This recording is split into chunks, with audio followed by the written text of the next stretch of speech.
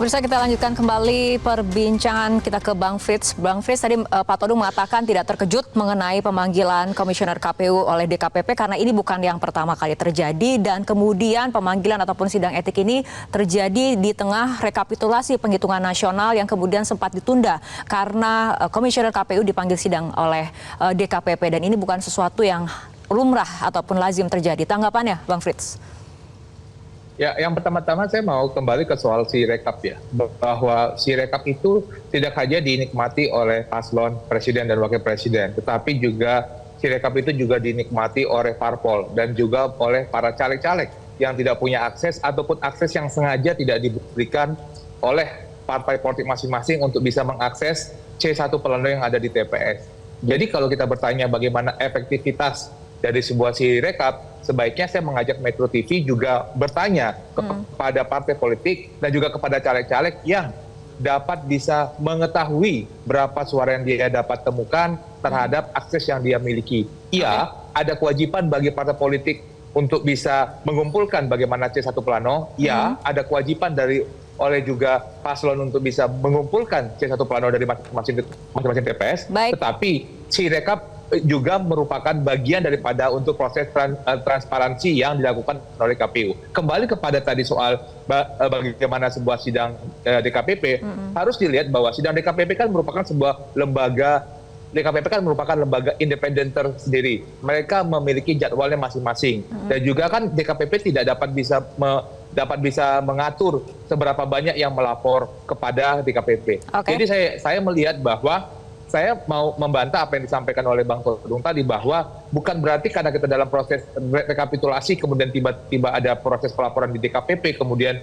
seakan-akan ada bermasalah dalam proses IT yang ada di KPU. Saya melihat bahwa itu adalah kita menghormati lembaga DKPP, kita juga menghormati bagaimana kemungkinan adanya laporan etika kepada anggota KPU. Dan saya rasa itu merupakan sebuah dinamika sebagai seorang penyelenggara pemilu. Baik, Mas Ferry, tanggapannya terhadap pernyataan dari Bang Frits tadi?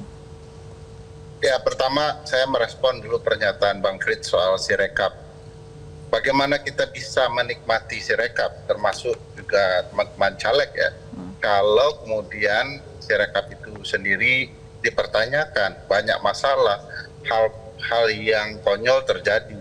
Jadi tentu saja teknologi yang mestinya bisa dimanfaatkan agar proses penyelenggaraan pemilu itu berlangsung sesuai azas, luber dan jurdil, ya, tidak berhasil ya digunakan oleh banyak pihak. Tidak bisa dinikmati juga teknologi itu. Jadi apanya yang harus dinikmati dari teknologi itu? Kedua, soal DKPP. Ya tentu saja DKPP patut membuat publik kecewa ya. Wajar saja pihak-pihak kecewa dengan DKPP. Mana ada orang diberikan sanksi peringatan keras terakhir itu 2 kali, di mana saja semua tahu kalau sudah kena SP2 begitu SP3 selesai itu. Tapi khusus DKPP logikanya menjadi sangat janggal, aneh. Beberapa kali kalau kita lihat data yang 4 kali sudah diberikan sanksi, 2 peringatan keras, 2 peringatan keras terakhir. Nah ini terakhir ini kapan berakhirnya sesungguhnya?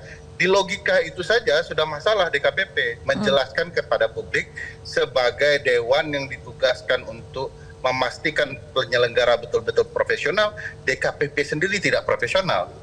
Jadi apa yang kita lihat saat ini, kecurangan itu luar biasa terjadi dan seolah-olah kita konsentrasi kecurangan hanya kepada isu Sirekap dan C Plano. Padahal kecurangan itu berlangsung, berjenjang, terjadi luar biasa masif, bahkan terbuka.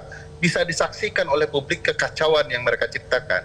Tadi bagi saya sebenarnya, sudahlah kita sudah sama-sama tahu bahwa berbagai hal yang melanggar azas dan prinsip penyelenggaraan terjadi, sangat terbuka, hingga kemudian kita betul-betul mampu membuktikan. Saya juga dengan teman-teman mohon nih ini betul-betul serius partai politik agar hak angket yang melakukan penyelidikan bisa mampu membuka borok-borok proses penyelenggaraan pemilu ke depan nantinya.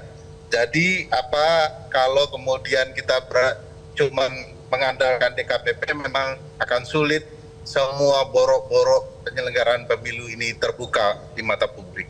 Oke. Jelajahi cara baru mendapatkan informasi. Download Metro TV Extend sekarang.